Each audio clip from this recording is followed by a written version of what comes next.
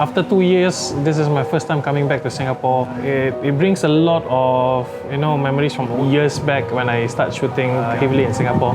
The first thing I wanted to shoot in Singapore is the HDB, and I think that the HDB offers a lot of stories that are things that are untold. And this story itself is a personal story of how I dealt with my parents and how I'm always busy. So I wanted to do something to my mother-son relationship.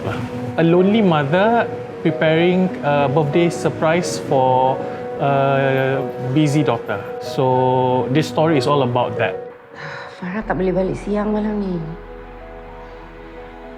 But when you talk about family, you're talking about a lot of emotions. You're talking about dependency.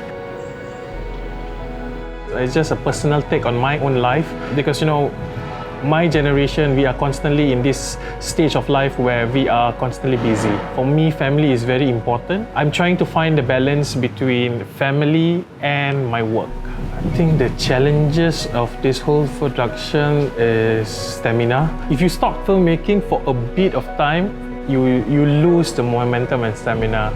And I felt that when I started shooting. When I started making this film, the first person I had was this character called Farah Ong, which is playing in this film as the doctor. Somehow, I always see her as a reflection of me in a way that she's constantly busy, and I wanted to see how this distance actually affects our family members. So I looked into her life, and she shared with me, and that sparked this story. And I knew that I wanted to work with an old lady character. We met this lady called Jamila, and it was beautiful that she was just being herself in the film. I enjoy working with non-professional actors because I think that they have a lot of stories to tell.